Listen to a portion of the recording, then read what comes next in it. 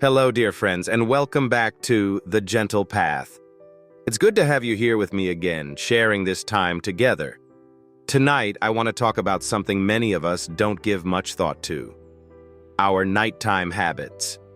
What we do or don't do before and during the night can quietly shape our health and well-being, especially as we grow older. And it's those little things, those everyday choices that can make all the difference. So let's settle in, take a deep breath together, and talk about how we can create safer, healthier routines for the quiet hours of our lives. Does the simple act of getting up at night ever feel a little risky? It's something most of us have done 1,000 times without thinking.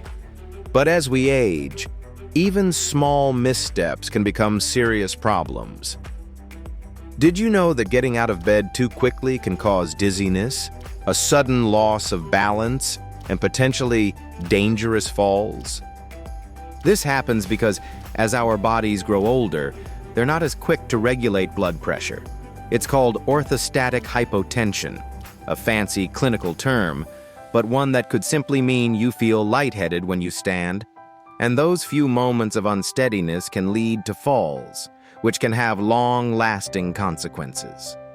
Let me tell you about Charles.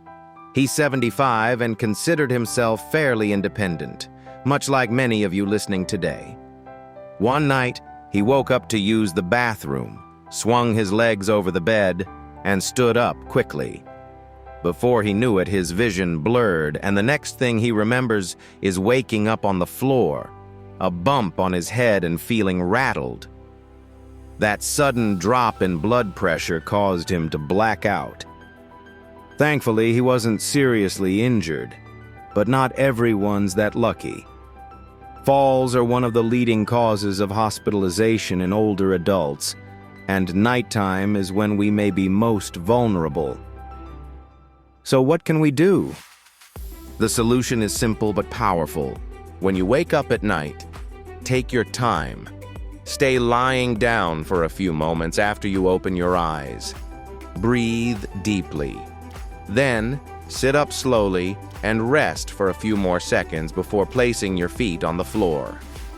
Let your body catch up before standing. Place a lamp or nightlight by your bed. There's no bravery in walking in the dark when a little light can keep you steady and safe. And I'd say this from the bottom of my heart: if you often feel dizzy or unsteady, talk to your doctor. It's not an inconvenience. It's a step toward protecting your health. Speaking of protection, let's move to a habit I think many of us may not connect with risks: drinking water before bedtime. Hydration is so vital, but here's the thing. Too much water late in the evening can lead to a condition called nocturia, or frequent nighttime urination. Not only does it disrupt your sleep, but every time you get up to use the bathroom, that's another opportunity for a fall. Navigating your way to the restroom in the dark, tired, and groggy. You might think of it as just being a little inconvenient, but studies, like one from the Mayo Clinic in 2022, remind us that fragmented sleep can weaken the immune system, put stress on the heart, and even impact cognitive health over time. Richard, someone I once spoke with, had a habit of drinking a large glass of water just before bed. He thought it was good for his kidneys. But one night, in his rush to the bathroom, he tripped over the edge of his rug and broke his hip. What's the takeaway here? Hydration is necessary, yes, but timing matters. Drink your water throughout the morning and afternoon, and gradually reduce your intake as evening comes. And if you're still thirsty at night, opt for a small sip rather than a full glass. Small adjustments make a big difference. Now let's talk about the temperature of your room at night. Some people love a cool sleeping environment. It feels cozy to snuggle under the blankets. But for older adults, the body doesn't regulate temperature quite the same way it used to. If your room is too cold, it could lead to restricted blood flow, extra strain on your heart, and even make breathing more difficult. And let's not forget, excessive cold can suppress the immune system, making you more vulnerable to illnesses like respiratory infections or the flu. Do you remember Walter? At 77, he liked to lower the thermostat quite a bit before bedtime. Over time, he started experiencing mild headaches and stiffness in the mornings. At first, he didn't think much about it.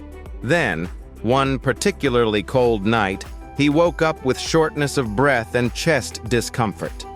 His doctor later explained that these cold temperatures were putting extra strain on his heart, given his mild heart condition. Walter made a simple adjustment, keeping the room slightly warmer and layering blankets instead, and it made all the difference for his comfort and health. So, here's what I recommend. Aim for a moderate, stable temperature in your bedroom, comfortable but not too cold. Instead of turning down the heat, add a warm blanket, wear some cozy socks, or even consider a hot water bottle at your feet. And if dry air bothers your sinuses, a humidifier can work wonders for keeping the air gentle on your throat and nose. Now let's address something a little less obvious but equally important. What if you feel chest discomfort or shortness of breath during the night? It's all too easy to brush it off, maybe chalk it up to that big dinner or indigestion. But nighttime can be a vulnerable time for the body, and symptoms like these might be early warnings of something more serious, like a heart attack or stroke. Did you know that the body's natural rhythms, coupled with the pressures on the cardiovascular system during sleep, make the early morning hours a common time for heart attacks? Edward, aged 74, dismissed the dull pressure in his chest for weeks, assuming it was just heartburn. One night, he woke short of breath, but waved it off until morning. Tragically, he suffered sustained damage from a mild heart attack during the night because he hadn't sought immediate help. It's a sobering reminder, isn't it? If you feel something unusual in your chest, mild or not, don't wait. Call for help. It's always better to check and find it's nothing than to ignore it only to regret it later. Finally, I want to touch on eating before bedtime. Something as simple as grabbing a late-night snack or finishing a big dinner late. Lying down too soon after eating can prompt acid reflux, disrupt digestion, and even create risks for aspiration pneumonia, where food particles or stomach acid enter the lungs rather than staying where they belong. Take, for instance, Gerald, a 73-year-old who often enjoyed hearty meals late into the evening. He didn't think much of the mild discomfort he felt afterward, until he began waking up coughing and wheezing. It turned out repeated episodes of aspiration were irritating his respiratory system. His doctor suggested he finish eating about 3 hours before bed, and the difference was night and day. So eat earlier when you can. And if you feel peckish late at night, choose something light, maybe a banana, a little yogurt, or a few nuts. These small changes help your body process food without working overtime as you sleep.